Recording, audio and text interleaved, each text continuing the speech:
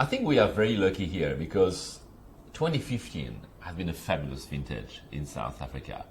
One of the vintage that leaves a legacy, and it's extremely difficult to find wine from that year anywhere on the market, even on restaurant wine list. All the 2015 have been stolen by collectors. When we find the Holden Manz Proprietors blend 2015, the red Proprietors blend, it's one of origin French oak. It's a blend of Cabernet Sauvignon and Syrah, but from 2015. That's a wine that's 7 years old. How does it translate in your glass, Kathy? 7 years old already. I must have lost 2 years to a pandemic because it feels like yesterday, Yes. 2015. So the overriding thing for me that I can tell you about what you should do when trying to recognize this wine is that the color is showing its age. It's definitely lost its glow of fresh primary glow of ruby, and it's starting to get what I call a diffuse color. So by that I mean that the color is starting to break down and the anthocyanins are falling out. It's got a definite lighter rim with a dark center, and I suppose what you're looking at, it could almost be if it had been an unfiltered wine right at the beginning. Yeah, it's dense, huh? It's very dense.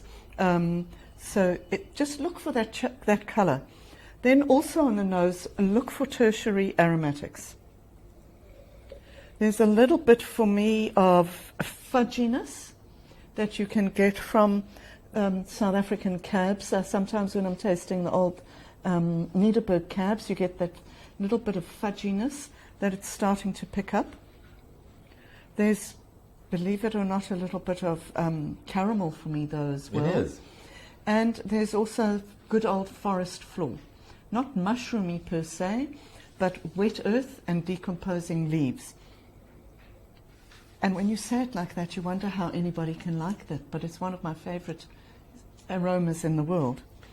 There's some red fruits left behind, but at this point in time, I'm actually only picking up most of the red fruits from the Syrah. I'm not getting any firm cassis coming through on the nose.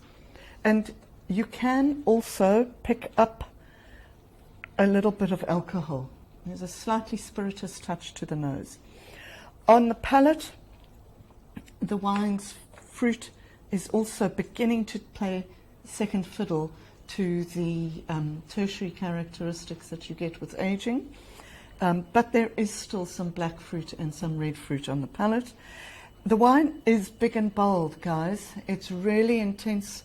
It's really concentrated, but with no real clear fruit definition because of the age. However, there is still this grip of oak tannin that's really not letting go yet, and just a slightly alcoholic feel to it. By no means is this port, but it's a wine that's sitting at 14.5% alcohol, and it actually shows.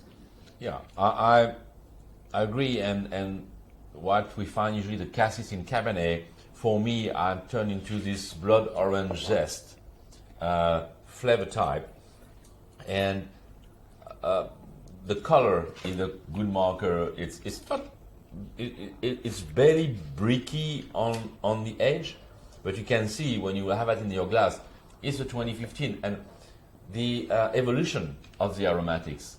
This forest floor doesn't mean that it has to be extremely wet or in the winter. It's sort of the inter-season forest floor, but something that is fairly unique and it sounds bad, I know, forest floor. It sounds bad, but it's actually a marker of a classic evolution of wine. So this wine is not finished. It's still at this stage into an evolution between its primary flavors, which are slowly fading, and going into the secondary and mostly tertiary aromatics, who are busy developing. I think that's a wine that might be a bit austere at this stage. Also, you have a lot of sweet fruit on the entry palate. I think I would give it a time for the tertiary aromatics to completely develop and show what Syrah and Cabernet can do together when aged on a great vintage, on a wine origin Frenchuk from Holden Manz estate, because that's the fruit of the farm, because it's coming from Frenchuk. 2015, Proprietors Blend Red.